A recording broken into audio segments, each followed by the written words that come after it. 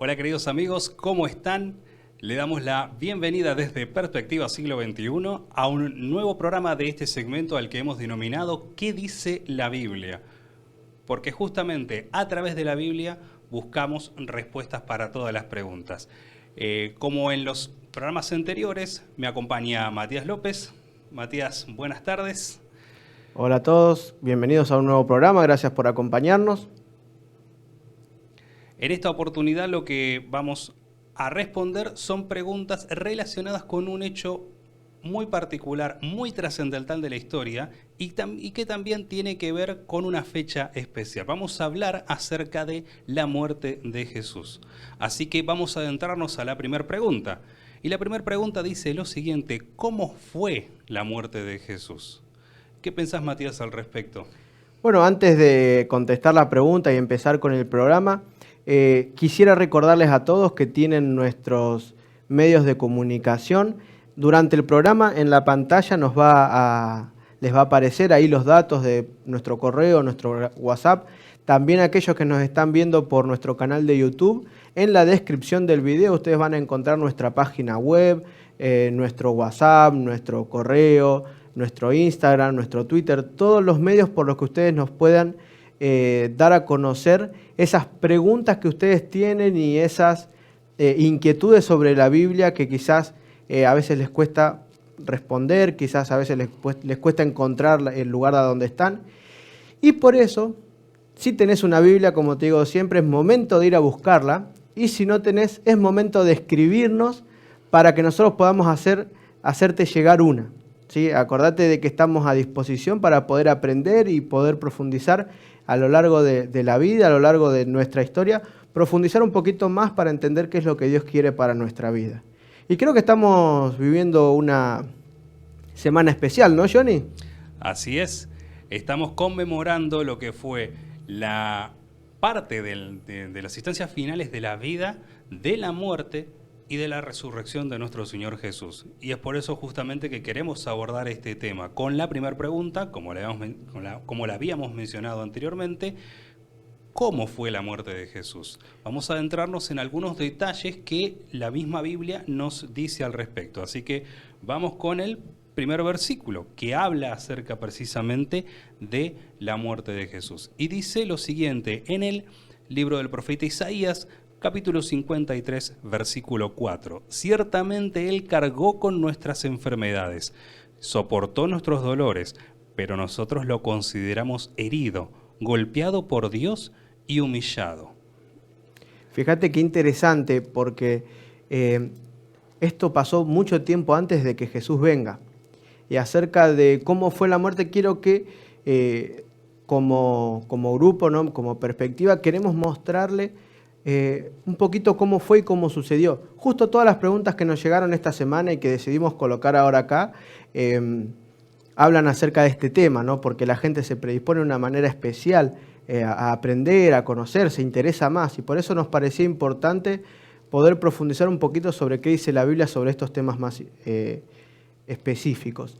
De paso te recuerdo que si en el transcurso del programa se te surge alguna duda, alguna inquietud sobre lo que estamos hablando, escribirlo en el chat. Nosotros vamos a después poder contestarte, vamos a poder ayudarte a encontrar en la Biblia una respuesta. Entonces, fíjate qué interesante algo. Jesús todavía no había venido a este mundo cuando Isaías escribe este versículo. Entonces, que cuando Jesús viene a este mundo, ya sabía él que lo que iba a padecer era sufrimiento, angustia y dolor.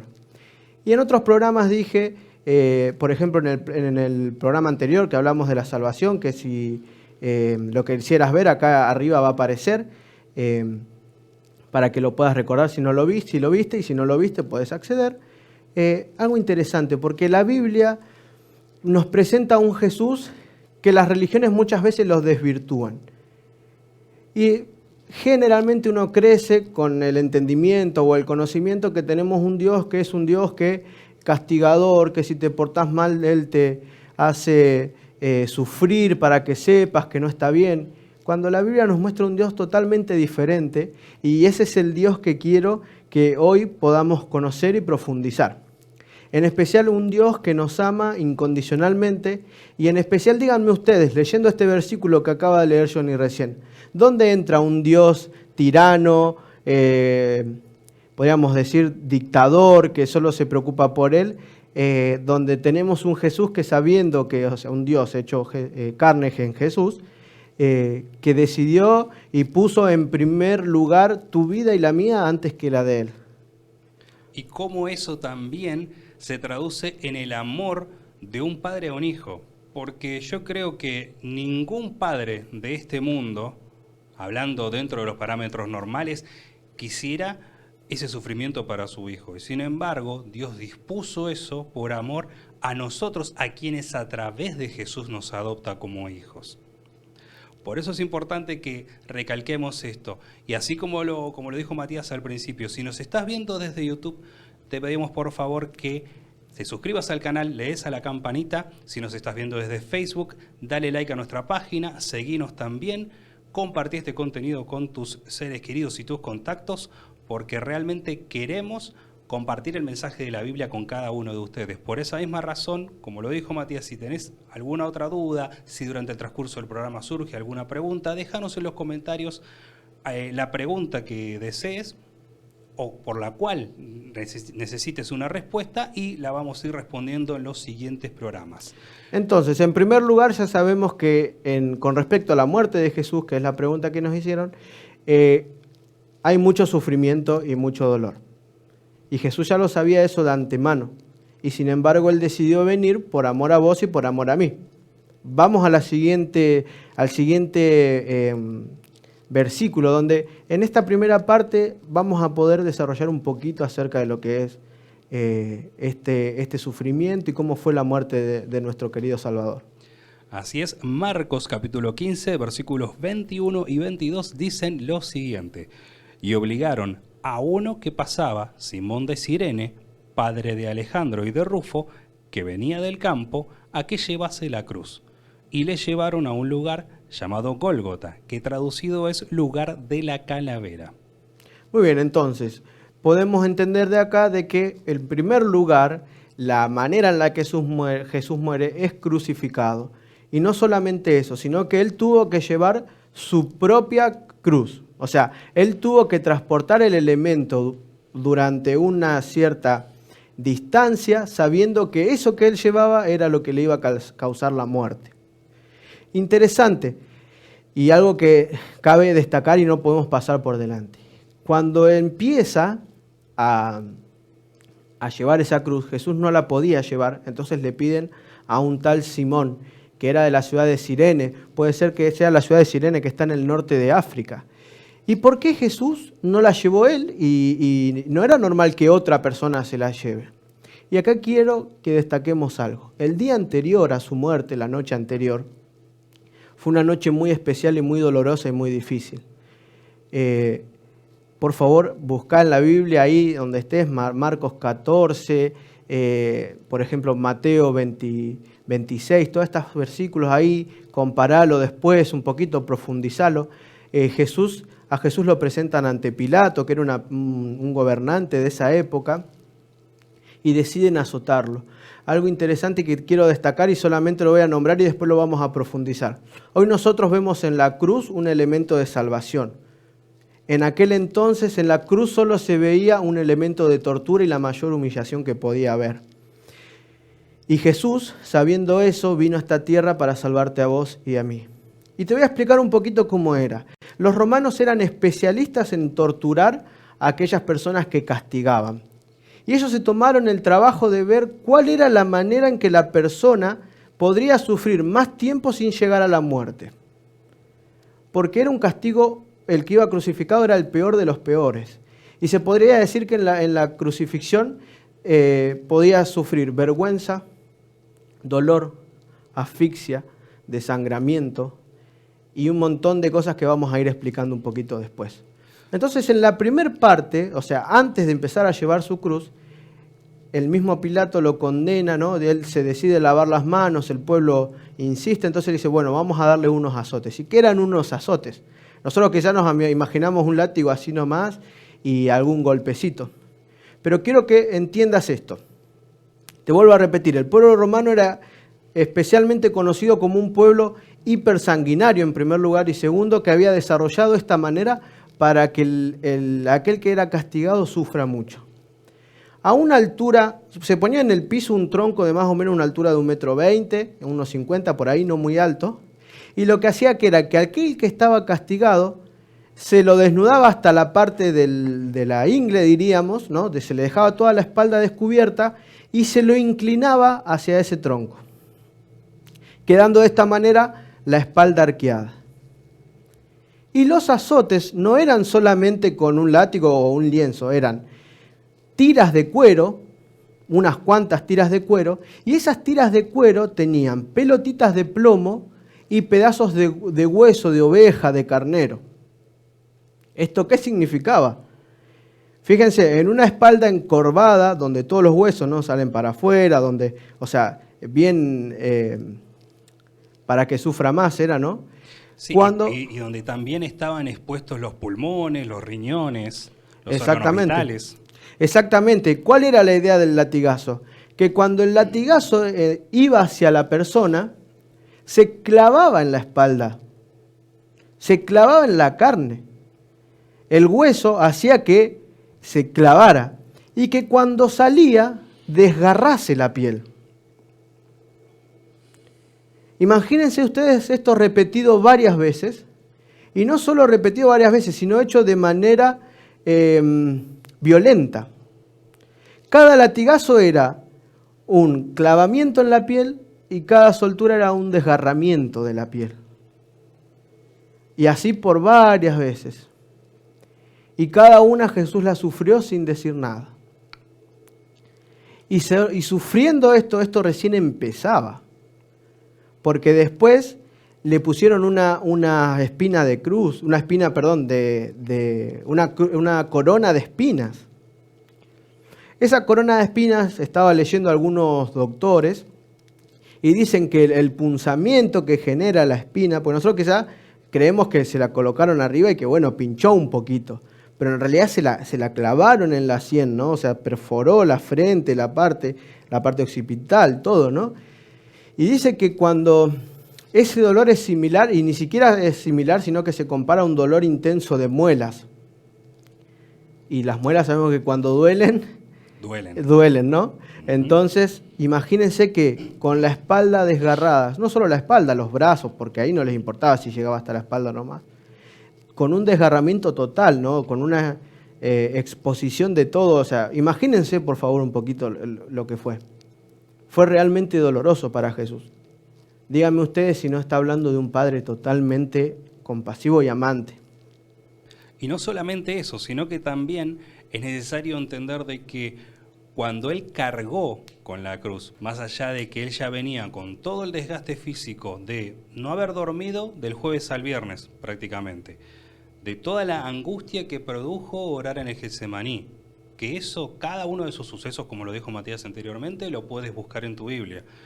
También los azotes, las burlas, todo lo demás, y a eso sumarle que encima tenía que cargar una cruz que no estaba preparada para él, porque a él no le tenían preparada una cruz, porque recordemos, como lo dice la biografía de Jesús según Juan, el Evangelio según San Juan, mejor dicho, que estaba preparado que en la época de Pascua, época en la que murió Jesús, se tenía por costumbre de liberar a un preso.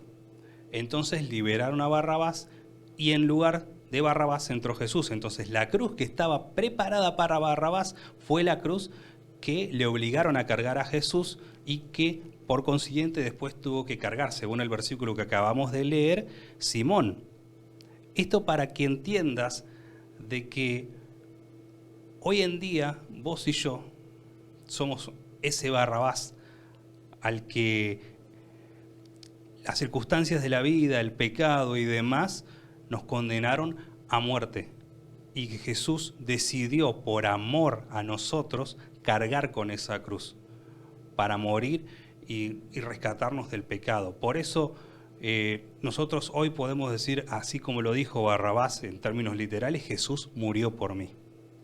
Vamos ahora a profundizar un poquito más en este camino hacia el Gólgota, ¿no? El lugar llamado La Calavera, Y vamos a leer, Johnny, ¿te parece Lucas 23 del 32 al 34? Dice, llevaban también con él a otros dos, que eran malhechores para ser muertos. Y cuando llegaron al lugar llamado de la Calavera, le crucificaron allí, y a los malhechores, uno a la derecha y otro a la izquierda. Y Jesús decía, Padre, perdónalos porque no saben lo que hacen. Y repartieron entre sí sus vestidos, echando suertes. Muy bien. Una tarea para el hogar, vos que estás ahí mirándonos. ¿A dónde encontramos esta profecía de que repartieron suertes? En la Biblia. Solamente te voy a decir el libro, Salmo. Después, ahí buscalo, profundizarlo en tu Biblia. Si no lo encontrás, no escribís y nosotros te damos la respuesta. Fíjense qué interesante, y quiero recalcar algo y quiero destacar algo. La crucifixión no era un castigo para uno que moría por asesinato o por hurto, por ejemplo, ¿no? La crucifixión era dada a aquellos que se rebelaban de manera liberal y a viva voz, diríamos, contra Roma. El pueblo judío no tenía la autoridad civil para poder determinar que alguien muriera o no. Por eso necesitaban de Roma, por eso acuden a Pilato, por eso acuden a Herodes, ¿no? Entonces, fíjense lo interesante, es que estos escribas y fariseos buscaron cualquier excusa para que termine ahí. Y la cruz era el peor de los peores, podríamos decir, métodos de ejecución y de tortura. Sí. Te vuelvo a repetir, el pueblo romano se caracterizaba por ser totalmente despiadado. Y sobre todo desarrollar estos métodos de tortura. Y fíjense qué interesante que cuando llegaron a ese lugar llamado la Calavera, ¿no? El Gólgota, dice que crucificaron a Jesús en el medio y a los otros dos hacia los costados. Fíjense que Jesús no solamente fue condenado como un malhechor, sino como el peor de los peores de los malhechores. Y él estuvo ahí, colgado en la cruz, sufriendo. Vamos a desarrollar un poquito más ahora, en el siguiente versículo. Él estuvo sufriendo, colgado, porque encima no lo colgaban con ropas. Generalmente se los colgaba desnudos. Por eso justamente el versículo dice que repartieron sus ropas y sobre la ropa echaron suertes. Exactamente. Fíjense, entonces vamos a destacar algo acá en este versículo. Jesús fue y sufrió la mayor, fuera de todo el dolor que ya describimos y que ahora vamos a describir, la mayor de las mayores vergüenzas. Estar colgado en un lugar totalmente público a la vista de todos. Y yo estoy seguro que por como les comenté hace un momento de cómo era el castigo y cómo era la hazaña que tenía el pueblo romano contra aquellos que castigaba, que estaba desnudo literal, porque seguro que hasta se le veían los huesos. Porque ese castigo no fue un castigo así nomás que le dieron, sino fue con mucha hazaña. Y ahí estaba Jesús crucificado, sufriendo hasta lo último, padeciendo de mucha angustia por vos y por mí.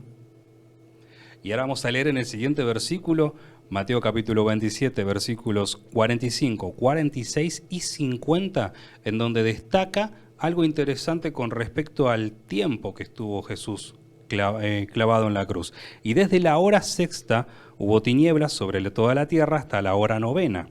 Cerca de la hora novena Jesús clamó a gran voz diciendo, Elí, Elí, lama sabactani, esto es, Dios mío, ¿por qué me has desamparado?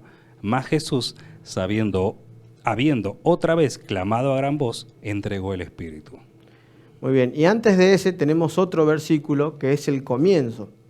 En Marcos 15, 22 y 25, justo es el versículo anterior. Exacto. ¿Qué dice? Que dice lo siguiente, y le llevaron a un lugar llamado Gólgota, que traducido es lugar de la calavera, y era la hora tercera cuando le crucificaron. Muy bien, entonces, desarrollando un poquito esto, ¿qué es la hora tercera? La hora tercera, para nuestro pensamiento occidental, podríamos decir, estamos en la hora 9 de la mañana. Esto considerando de que los días se calculaban en periodos de 12 horas, desde las 6 de la mañana hasta las 6 de la tarde, ¿verdad? Entonces, fíjense qué interesante saber y destacar algo. Empieza la crucifixión a las 9 de la mañana. El día anterior había empezado su juicio. Así que ya tenemos más de 12 horas que Jesús estaba sufriendo, que había sido azotado, que estaba con la corona de espinas en la cabeza, y recién ahí comienza el principio del fin.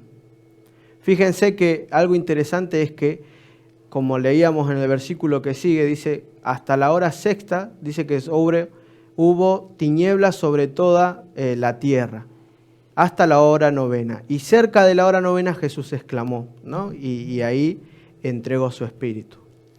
Estuvo crucificado, clavado en un madero, completamente desnudo, agonizando, desde las 9 de la mañana hasta las 3 de la tarde aproximadamente. Estamos hablando de cerca de 6 horas.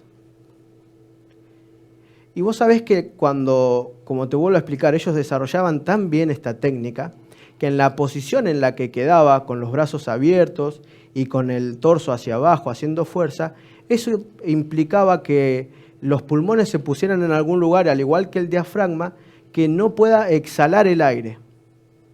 Solamente podía inspirar, podríamos decir, ingerir el aire, pero para exhalar se tenía que poner derecho. Y ponerse derecho implicaba hacer fuerza sobre los clavos que tenía en el pie.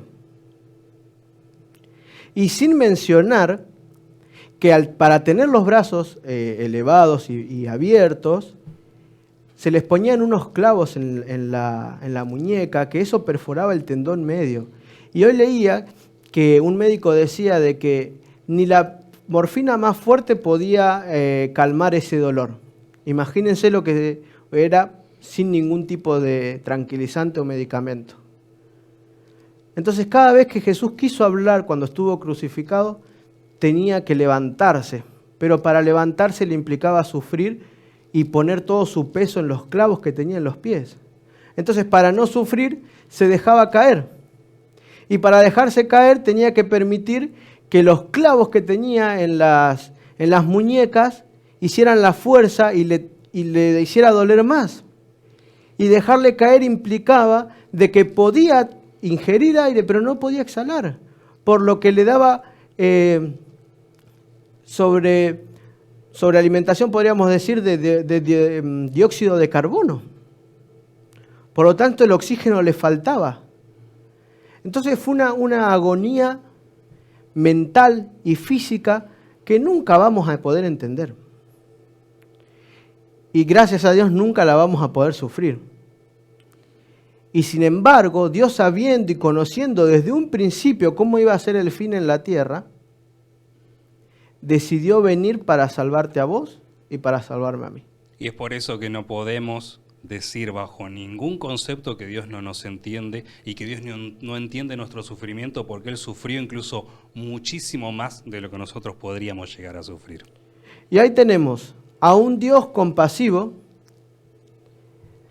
Fíjense qué interesante, porque la cruz se le aplicaba a aquellos que iban en contra de Roma. Y díganme ustedes cuándo en los evangelios leen o encuentran de que Jesús habló en contra de algunos de los principales romanos. Al contrario, siempre habló en favor, ¿no? Darle al César lo que es de César y a Dios lo que es de Dios, por ejemplo. Hubo un milagro donde le pidió a Pedro que de la boca de un pez saque una moneda para ir y pagar los tributos que era correspondiente, en este caso al templo. Siempre él estuvo a favor y nunca fue en contra de esta manera, porque su reino no tenía que ver con lo terrenal. Jesús estaba sufriendo esta agonía, este dolor, estaba sufriendo esta vergüenza, porque él sabía que lo que venía después era un futuro esperanzador para vos y para mí. Todo lo que vemos a nuestro alrededor, Jesús lo vivió potenciado a la enésima potencia, podríamos decir. Porque Él sufrió muchísimo más, y Él sí que sufrió. Porque Él no solamente sufrió este castigo corporal, porque a Él también lo insultaban, lo golpeaban, lo escupían, y todo eso sufrió por amor a vos y por amor a mí. Entonces, que no me vengan a decir que hay un Dios, que es un Dios tirano, que no se preocupa o que no sepa poder entender mi dolor o mi angustia.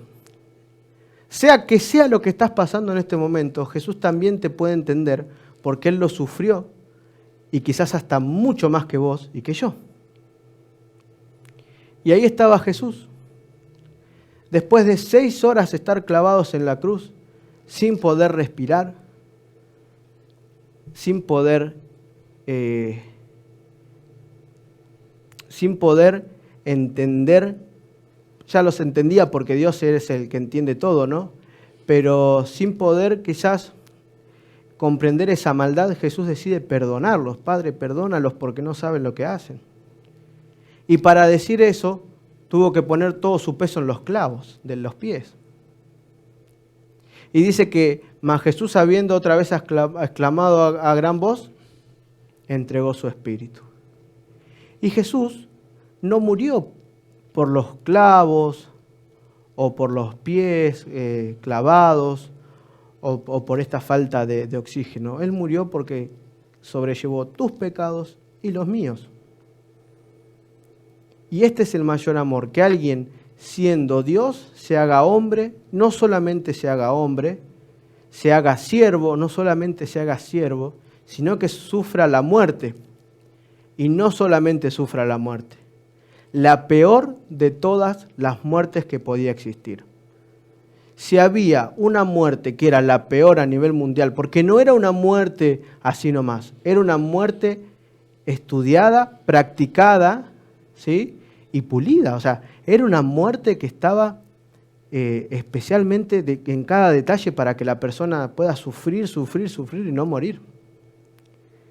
Y Jesús cargó sobre sus hombros esta muerte por vos y por mí. ¿Qué dice Mateo en el capítulo 27, en el versículo 51 y 52? Y he aquí, el velo del templo se rasgó en dos, de arriba a abajo, y la tierra tembló, y las rocas se partieron, y se abrieron los sepulcros, y muchos cuerpos de santos que habían dormido se levantaron. Fíjense qué interesante. Al momento en el que Jesús muere, el velo del templo se rompe. Eso nos demuestra de que ya los sacrificios de los animales del ritual judío no funcionaban más. El mayor sustituto y el perfecto sustituto por la muerte del hombre había hecho su parte en el plan. Jesús, el autor y dador de la vida, estaba entregándola en favor tuyo y en favor mío. Decime si no hay una mayor prueba de amor que esta. Decime si no hay palabras para explicar y entender el amor que tiene Dios hacia nosotros. Y en esta, la peor de todas las muertes, es donde encontramos vida y vida en abundancia. Porque dice que al mismo momento que el templo se rasgó, los sepulcros fueron abiertos y algunos cuerpos, dice, de santos se levantaron. La muerte de Cristo en la cruz trae vida para vos y para mí. Gracias a que Jesús murió en la cruz, nosotros podemos gozar de una vida eterna cuando Él vuelva a buscar. Gracias a que Jesús sufrió, padeció y se compadeció de nosotros, nosotros hoy tenemos la posibilidad de poder elegir. Y es momento de decidir qué vamos a hacer con este Jesús colgado en la cruz. Pero la historia no termina acá y tenemos más preguntas para desarrollar. Así es, no solamente tenemos detalles acerca de cómo murió, sino que la siguiente pregunta involucra cuándo murió, qué día murió. Vamos a leer el versículo de Marcos, capítulo 15, versículo 42. Dice lo siguiente: cuando llegó la noche, porque era la preparación, es decir, la víspera del día de reposo. Muy bien, entonces podemos decir que con lo que nos dice Marcos podemos entender algunas cositas. Ya estaba llegando la noche y lo que venía al día siguiente era el día de reposo, los que los judíos consideraban el día de reposo. Esto es lo que registra Marcos. ¿Qué te parece, Johnny, si leemos lo que registra Lucas, en Lucas 23 del 50 al 54? Por supuesto, dice, había un varón llamado José de Arimatea, de la ciudad de Judea, el cual era miembro del concilio, varón bueno y justo. Este, que también esperaba el reino de Dios y no había consentido en el acuerdo ni en los hechos de ellos, fue a Pilato y pidió el cuerpo de Jesús. Y quitándolo, lo envolvió en una sábana y lo puso en un sepulcro abierto en una peña, en el cual aún no se había puesto a nadie. Era día de la preparación y estaba para comenzar el día de reposo. En esta mentalidad judía, el día comenzaba al bajar el sol del día anterior. Entonces, los días no se cuentan desde las 12 de la noche hasta las 12 de la mañana, sino que comenzaba al terminar el sol hasta la puesta del sol del otro día. Entonces, lo que sabemos es que esto era pronto a llegar el día de la preparación. Entonces dice que José de Arimatea, que era miembro de lo que ya explicamos, lo que era el Sanedrín, que el Sanedrín era el cuerpo, podríamos decir, legislativo, que se encargaba de legislar las leyes y las normas de las leyes de Moisés y hacerlas valer al pueblo. Ellos eran los encargados de supuestamente hacer cumplir correctamente los mandamientos. El resto, fíjense que estaba todo contaminado y solamente José de Arimatea fue hasta Pilato para pedir el cuerpo de Jesús. No sabemos cuánto tiempo pasó desde que Jesús murió hasta que fueron. Jesús se pasó un día entero desnudo, colgado en la cruz, totalmente flagelado, pero lo decidió hacer por amor a vos y por amor a mí. Juan también describe esta última etapa de la muerte de Jesús. ¿Qué dice en Juan 19 del 31 al 34? Entonces los judíos, por cuanto era la preparación de la Pascua, a fin de que los cuerpos no quedasen en la cruz el día de reposo, pues aquel día de reposo era de gran solemnidad, rogaron a Pilato que se les quebrasen las piernas y fuesen quitados de allí. Vinieron pues los soldados y quebraron las piernas al primero, asimismo al otro que había sido crucificado con él. Mas cuando llegaron a Jesús, como le vieron ya muerto, no le quebraron las piernas, pero uno de los soldados le abrió el costado con una lanza y al instante salió sangre y agua. Y aquí hay otra propuesta que tengo para hacerte. Esta herida que Jesús no iba a hacer quebrada las piernas es una profecía que encontramos también en el Antiguo Testamento. Y me gustaría que la busques. Y si no la encontrás, escribinos y nosotros te ayudamos a encontrarla, a dónde está. Porque estas profecías hablan de lo que Jesús iba a tener que padecer y lo que iba a tener que pasar. Y así como leíamos Isaías, también hay otros textos que hablan de este momento tan particular. Y todo lo que Jesús hizo fue también, y todo lo que sucedió era para que se cumpla la profecía. Por eso esa profecía y la Biblia, ¿no? El Antiguo Testamento es tan válido hoy como lo fue en ese entonces. La palabra de Dios desde Génesis a Apocalipsis es tan válida como lo era en aquel entonces, en su completitud. Entonces fíjense que Jesús ya había muerto, dice. Fíjense algo interesante, porque cuando llegaron a ver a los otros dos ladrones, ellos todavía no habían muerto. Ellos fueron crucificados a la misma hora que Jesús, a las 9 de la mañana. Y vaya a saber, ¿no?, la hora que eran, si eran las 7 de la tarde, no sabemos, y todavía ellos seguían vivos. Para que se terminen de desangrar tenían que quebrarle las piernas. Y díganme si esto no es más doloroso todavía. Y Jesús murió antes, porque no soportó estar separado de su Padre, porque no soportó que en ese momento el pecado de todo el mundo se pusiera sobre sus hombros. Y por eso expiró.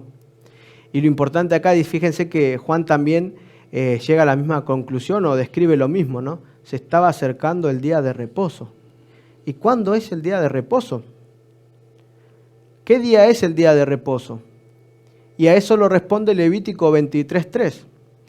6 días se trabajará, mas el séptimo día será de reposo, santa convocación. Ningún trabajo haréis. Día de reposo es de Jehová en donde quiera que habitéis. Entonces, si el día de reposo es el séptimo día y es el sábado, ¿qué día murió Jesús? El viernes. Si tenés alguna otra duda o querés indagar un poquito más, nos podés escribir y nosotros te vamos a ayudar a encontrar en la Biblia qué es lo que dice Dios sobre este tema.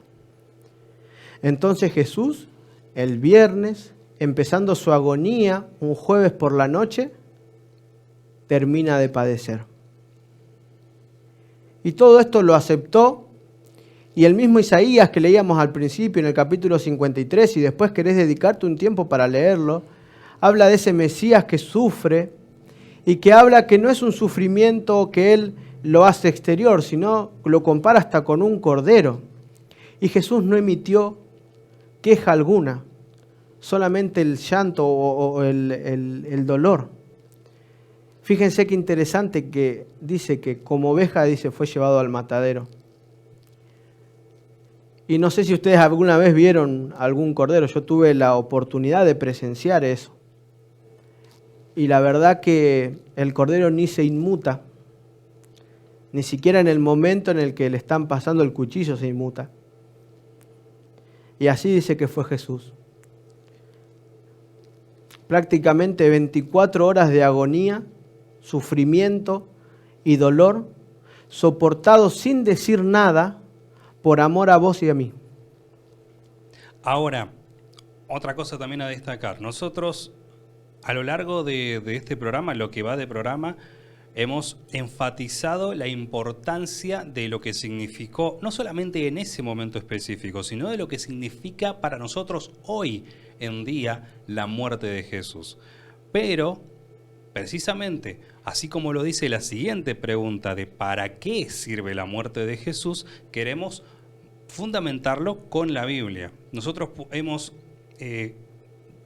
lo hemos expresado de varias maneras, pero no queremos dar la impresión de que estamos planteando nuestro punto de vista, sino que justamente, así como lo establece este programa, y es el propósito del mismo, queremos que la Biblia se exprese al respecto. Y por esa misma razón vamos a leer los siguientes versículos que muestran el propósito de la muerte de Jesús. Primera de Pedro, capítulo 2, versículo 24, dice lo siguiente: Él mismo en su cuerpo llevó al madero en nuestros pecados, para que muramos al pecado y vivamos para la justicia. Por sus heridas ustedes han sido sanados. Me encanta esta parte, la parte final de este versículo. Por sus heridas nosotros fuimos sanados. En otras palabras, por su muerte nosotros somos justificados. De otra manera, si no te abrazas a la cruz de Cristo, no vas a poder ser justificado ante el Padre. Esta es una parte del plan de salvación y no termina acá. Ya vamos a desarrollar un poquito más. Pero tenés que entender esto. Era necesario que la sangre de algún ser perfecto sea derramado para poder restaurar la vida como Dios quiso que sea desde la creación con Adán y Eva. Y ningún hombre podía hacer porque todos pecamos y todos estamos destituidos de la gloria de Dios. Solamente un ser perfecto, y ese era Jesús. Y justamente David, que en uno de los tantos salmos, que dicho sea de paso, te recomiendo leer los salmos de David, no solamente porque tiene oraciones y alabanzas maravillosas, sino porque también en las líneas que escribió David de sus salmos, exclama muchas profecías. Y justamente una de las profecías de las cuales se refiere, que también la cita el apóstol Pablo, lo dice en tono profético, dice que no hay justo ni aun uno, no hay quien busque a Dios. Pero ¿por qué justamente eso lo podemos tomar como profético? porque solo Jesús a través de su muerte nos declara justos.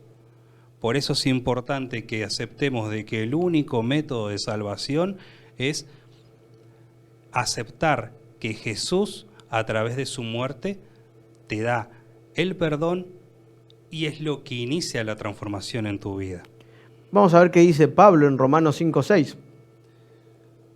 Romanos 5:6 dice lo siguiente: a la verdad, como éramos incapaces de salvarnos, en el tiempo señalado, Cristo murió por los malvados. Y es algo interesante porque a veces me dicen, no, yo no soy bueno, Dios no murió por mí. O no, yo no hago las cosas bien, entonces Dios no me va a salvar a mí. Si fuera así, Pablo diría, Cristo murió por los buenos. O Cristo murió por lo que hace las cosas bien. Nos damos cuenta que los méritos de Jesús en la cruz son para todos, sin distinción ni de credo, ni de política, ni de pensamientos políticos, ni tampoco clase social. Acá no hay ni distinción ni acepción de personas. Porque Jesús lo dijo también, Él hace salir el sol sobre los buenos y sobre los malos. Y esa es la razón también por la que Jesús no solamente aceptó ser muerto como un malhechor, sino como el peor de los malhechores, para que precisamente nadie diga yo me gané la salvación o yo soy salvo porque soy bueno, sino porque realmente Jesús intercedió por nosotros a través de su muerte. Claro que sí. Fíjate qué dice Jesús mismo en Marcos 10:45. Porque el Hijo del Hombre no vino para ser servido, sino para servir y dar su vida en rescate por muchos. Entonces, siguiendo con esto contestando a la pregunta, ¿no? de para qué sirve la muerte de Jesús, Jesús murió para que nosotros tengamos vida. Y su sacrificio en la cruz fue el mayor rescate de la historia en la humanidad. Porque la muerte de Jesús en la cruz es una parte del plan que Dios ideó para salvarte a vos y para salvarme a mí. Para que las consecuencias del pecado no tengan efecto ni en vos ni en mí. Para que vos y yo le ganemos a la muerte, podríamos decir. Para que vos y yo podamos ser salvos. Para que nosotros podamos tener una vida llena de esperanza. Lo que no quiere decir una vida sin problemas, sí una vida con esperanza. Y que a través de los problemas confiemos en nuestro amante Salvador. Que si te amó tanto para sufrir las peores de las peores muertes, tiene esa misma capacidad para compadecerse por vos y por mí. Fíjate qué dice Pablo en 1 Corintios 15:3. Porque yo os entregué, en primer lugar, lo mismo que recibí, que Cristo murió por nuestros pecados conforme a las Escrituras. Y acá Pablo está diciendo algo que es muy importante. Jesús murió para librarnos del pecado. Pero no murió cuando Él quiso o cuando a Él le pareció. Mañana vamos a estudiar un poquito más en profundidad este tema a la mañana, en el programa de estreno que sale en nuestro canal de YouTube por la mañana. Ahí el licenciado Rubén va a poder explicar un poquito más en detalle el tema de las profecías, cómo se hablaba. Pero fíjense que dice que todo sucedió conforme a las Escrituras. Quiere decir que todo lo que sucedió ya estaba predicho desde antes. Y sin embargo Jesús, sabiendo todo lo que iba a padecer, decidió sufrir por amor a vos y por amor a mí. Fíjense lo que dice justo una pregunta que nos llega, ¿no?, acerca de este tema. ¿Qué motivó a Jesús a morir? ¿Cuál fue el motivo? Más allá de lo que hemos explicado anteriormente, ¿con qué motivación fue Jesús a morir? Qué pregunta que también ha dejado varias teorías, varias ideologías, ¿verdad? Pero concretamente lo que vamos a manifestar es qué es lo que dice la Escritura al respecto. Por eso vamos a adentrarnos en lo que dice Juan capítulo 15, versículo 3. Dice, nadie tiene un mayor amor que este, que uno dé su vida por sus amigos. Fíjense, ¿quieren una demostración de amor? Bueno, acá hay una. Para Jesús, tu vida y la mía, y la de Johnny que está acá, la de Mariano que nos está acompañando ahí en la transmisión, fue más importante que la suya propia. Así que vos que me estás mirando, te tenés que sentir muy valioso y muy importante. Porque el autor y dador de la vida te ama tanto y te considera tan especial que Él considera que tu vida es más importante que la de Él. No hay mucho más que aclarar para esto, ¿no?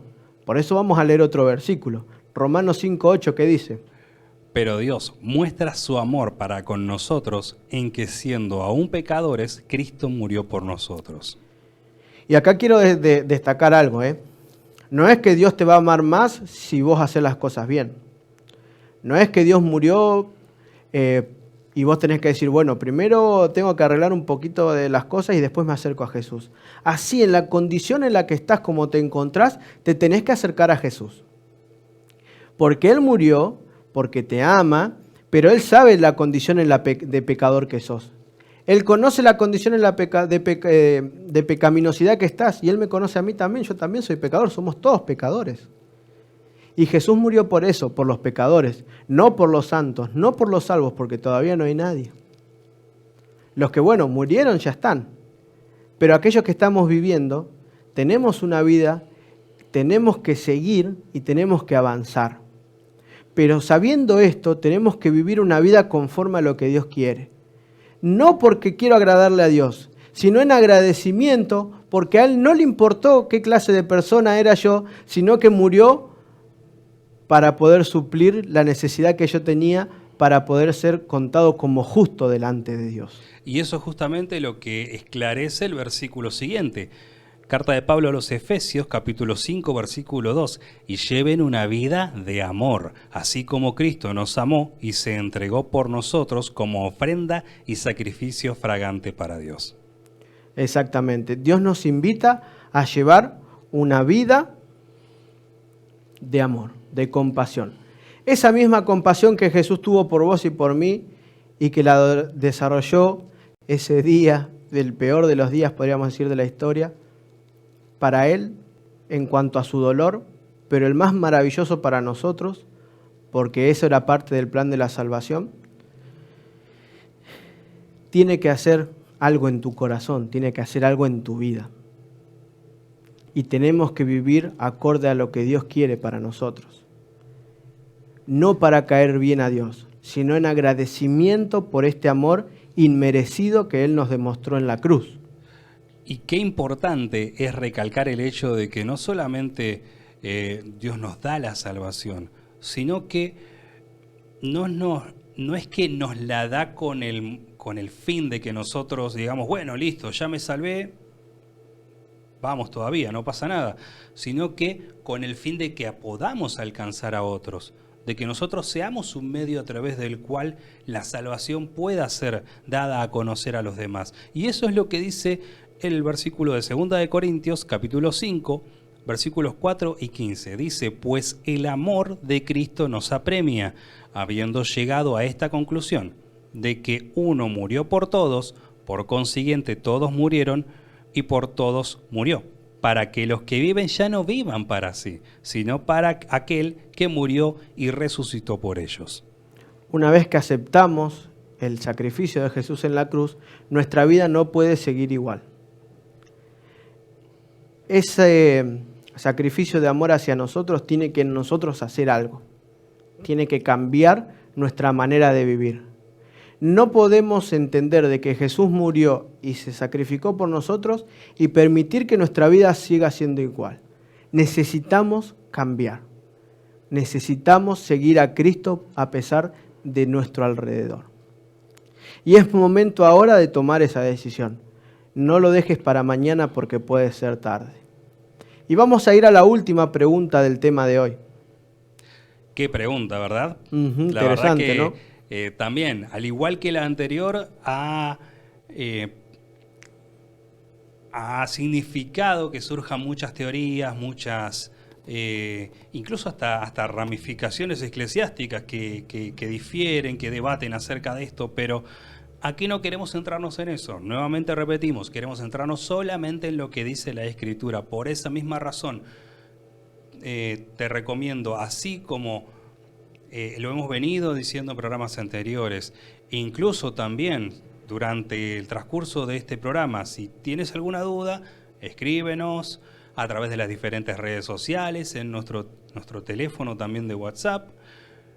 Recuerda que nos puedes contactar a través de estos medios para hacernos llegar tu duda o consulta mediante preguntas como esta. ¿Sigue muerto Jesús? Y por esa misma razón decía, queremos solamente que la Biblia sea la que responda. Y por eso dice Marcos capítulo 16, versículo 9, lo siguiente: habiendo pues resucitado Jesús por la mañana, el primer día de la semana, apareció primeramente a María Magdalena, de quien había echado 7 demonios. Fíjese qué interesante. Jesús muere un viernes. Al siguiente día era el día de reposo, que era el sábado. Entonces, después del séptimo día en la semana, ¿cuál empieza? El primero, ¿no? Entonces, el primer día, ¿qué fue? Un domingo. Si querés podemos profundizar. Mandanos la pregunta y nosotros te la vamos a responder. Nosotros no, ¿no? Lo que dice la Biblia. Pero Jesús dice que por la mañana, el primer día de la semana, o sea, siendo el domingo, resucitó. Quiere decir que el sábado respetó los mandamientos, los principios y reposó. De hecho, perdón la interrupción, Matías, de hecho, Lucas 23:52, lo podés buscar en tu Biblia, dice que las mujeres que estaban preparando, que eso era una costumbre muy de la época, que por esa misma razón se le aparece a las mujeres en la resurrección, tenían preparados perfumes que era para llevar para los que morían, ¿sí? Para evitar el hedor del cadáver y demás, y lo tenían preparado ese mismo día, pero dice que descansaron el sábado conforme al mandamiento, para recién llevarlo el domingo. Lo pudieran haber llevado el sábado, pero decidieron obedecer al mandamiento y llevarlo el domingo, y justamente en ocasión de llevarles esos especias y perfumes aromatizantes es que se encontraron con el Jesús resucitado. ¿Qué dice Mateo 28, 5 y 6? El ángel dijo a las mujeres: no tengan miedo, sé que ustedes buscan a Jesús, el que fue crucificado. No está aquí, pues ha resucitado, tal como dijo. Vengan a ver el lugar donde lo pusieron. Fíjense que hoy Jesús sigue en la tumba, enterrado, muerto ahí. No. Jesús resucitó. Y Él está cumpliendo otra parte en el plan de salvación. ¿Qué dice Romanos 14, 9? Porque para esto Cristo murió y resucitó, para ser Señor tanto de los muertos como de los vivos. Fíjense que Jesús le ganó a la muerte. Interesante, ni siquiera la muerte venció a Jesús. Por eso Jesús murió y resucitó. Es bien claro, Pablo, en esto. Jesús hoy no se encuentra en la tumba, hoy está cumpliendo otra parte en el plan de salvación. Es un proceso que tenés que entender y tenemos que entender, y vamos a ir profundizando cada vez un poquito más. ¿Qué dice Mateo 20, 18 y 19? Ahora vamos rumbo a Jerusalén, y el Hijo del Hombre será entregado a los jefes de los sacerdotes y a los maestros de la ley. Ellos lo condenarán a muerte. Repito, ellos lo condenarán a muerte, y lo entregarán a los gentiles para que se burlen de él, lo azoten y lo crucifiquen. Pero al tercer día resucitará. Fíjense qué interesante, ¿eh? Acá es Jesús mismo hablando y diciéndole a sus discípulos: miren que voy a morir, me van a maltratar. Y sin embargo los mismos discípulos no lo escucharon. Sin embargo los mismos discípulos en esa mañana donde María se encuentra con Jesús, ellos estaban angustiados, ellos estaban sufriendo, calculo que habrán estado totalmente deprimidos porque ¿qué pasó con ese Jesús que les iba a traer la gloria? Simplemente no entendieron porque no lo escucharon correctamente. No lo entendieron porque pusieron sus ideologías antes de lo que Jesús les decía.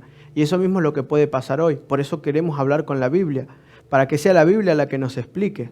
No nosotros, ni que nuestras ideologías se pongan por delante de lo que dice la Biblia.